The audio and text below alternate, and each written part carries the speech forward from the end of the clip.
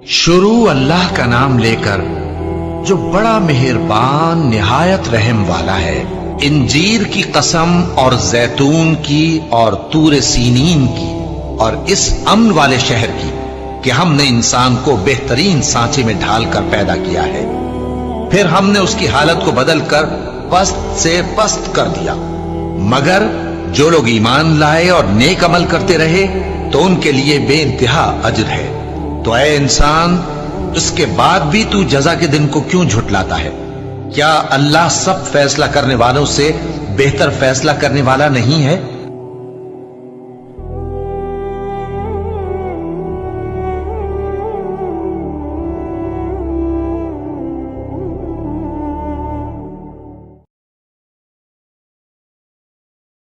इन्ना लिल्लाहि व इन्ना इलैहि राजिऊन।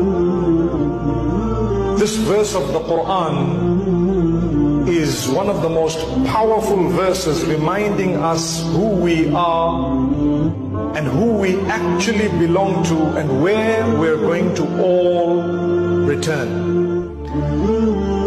It is a verse where Allah subhanahu wa ta'ala speaks about those who have gone through hardship, suffering, some form of grief or loss, those who have gone through difficulty of some sort, and they say, we belong to Allah and unto Allah is our ultimate return, all of us. Allah says through those words, if they really believe those words, they would definitely be able to gain closeness to Allah. They are the rightly guided. और यतीम के माल के पास भी ना फटकना, मगर ऐसे तरीक से कि बहुत बेहतर हो, यहां तक कि वो जवानी को पहुंच जाए। और अहद को पूरा करो कि अहद के बारे में जरूर पुरसिश होगी। और जब कोई चीज नाप कर देने लगो तो पैमाना पूरा भरा करो, और जब तोल कर दो तो तराजू सीधी रखकर तोला करो। ये बहुत अच्छी बात और अंजाम के लिहाज से भी बहुत बेहतर है। और ऐ बंदे, जिस चीज का तुझे इल्म नहीं उसके पीछे न पड़, कि कान और आंख और दिल इन सब आज़ा के बारे में जरूर बास पुरस होगी। और जमीन पर अकड़ कर और तन कर मत चल कि तू जमीन को फाड़ तो नहीं डालेगा और न लंबा होकर पहाड़ों की चोटी तक पहुंच जाएगा। इन सब आदतों की बुराई तेरे परवरदिगार के नजदीक बहुत नापसंद है। ऐ पैगंबर, ये उन हिदायतों में से हैं जो अल्लाह ने हिकमत की बातें तुम्हारी तरफ वही की हैं, और अल्लाह के साथ कोई और माबूद न बनाना कि ऐसा करने से मलामत ज़दा और रांदाए दरगाह बनाकर जहन्नम में डाल दिए जाओगे।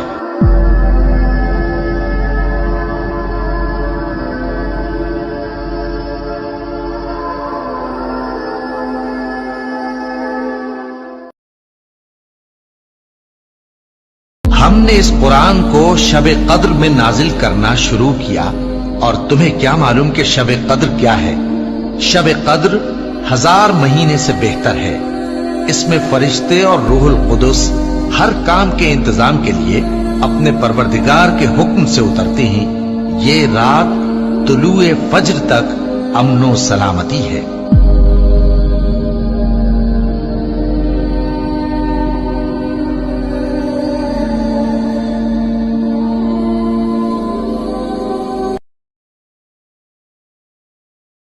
और किसी मोमिन मर्द और मोमिन औरत को हक नहीं है कि जब अल्लाह और उसका रसूल कोई बात तय कर दें तो वो उस काम में अपना भी कुछ इख्तियार समझे।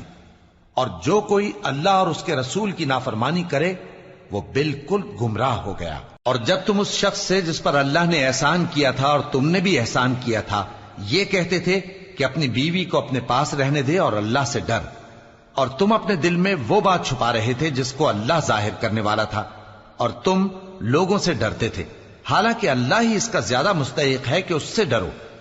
फिर जब जैद ने उससे ताल्लुक खत्म कर लिया, यानी उसको तलाक दे दी, तो हमने उसे तुम्हारी ज़ौजियत में दे दिया ताकि मोमिनों पर उनके मुंह बोले बेटों की बीवियों के साथ निकाह करने के बारे में जब वो बेटे उनसे अपना ताल्लुक खत्म कर लें यानी तलाक दे दें, कुछ तंगी न रहे। और अल्लाह का हुक्म वाक़े होकर रहने वाला था। बल्कि ये तो क़यामत ही को झुटलाती हैं اور ہم نے قیامت کے جھٹلانے والوں کے لیے دوزخ تیار کر رکھی ہے، جس وقت وہ ان کو دور سے دیکھے گی تو غضبناک ہو رہی ہوگی، اور یہ اس کے جوش غضب اور چیخنے چلانے کو سنیں گے، اور جب یہ دوزخ کی کسی تنگ جگہ میں زنجیروں میں جکڑ کر ڈالے جائیں گے تو وہاں موت کو پکاریں گے۔ آج ایک ہی موت کو نہ پکارو، اور بہت سی موتوں کو پکارو، پوچھو کہ یہ بہتر ہے یا ہمیشہ کی جنت جس کا پرہیزگاروں سے وعدہ ہے۔ یہ ان کے اعمال کا بدلہ اور رہنے کا ٹھکانہ ہوگا، وہاں جو چاہیں گے ان کے لیے میسر ہوگا، ہمیشہ اس میں رہیں گے۔ یہ وعدہ اللہ کو پورا کرنا لازم ہے اور اس لائق ہے کہ مانگ لیا جائے۔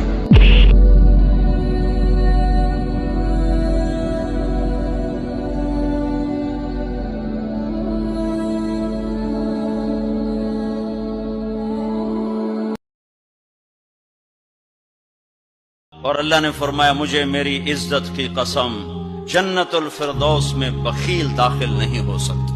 اور شیطان کہتا ہے کہ مجھے عبادت والے بخیل سے کبھی ڈر نہیں لگا کہ اس کا بخل اسے ضرور جہنم میں پھینکے گا۔ نافرمان سخی سے ہر وقت ڈرتا رہتا ہوں کہ اس کی سخاوت کب اسے جنت میں پہنچا دے۔ تو اپنے اوپر خرچ کرو وسعت کے مطابق، اللہ نے روکا نہیں ہے، منع نہیں کیا ہے، لیکن غریب کو بھی یاد کرو۔ توبہ کرنے والے، عبادت کرنے والے، حمد کرنے والے، روزہ رکھنے والے، رکوع کرنے والے، سجدہ کرنے والے، نیک کاموں کا امر کرنے والے اور بری باتوں سے منع کرنے والے، اللہ کی حدوں کی حفاظت کرنے والے، یہی مومن لوگ ہیں۔ اور اے پیغمبر، مومنوں کو بہشت کی خوشخبری سنا دو۔ Trust Allah for everything, no matter what. You lose, you trust Allah. You win, you trust Allah. You gain, you trust Allah.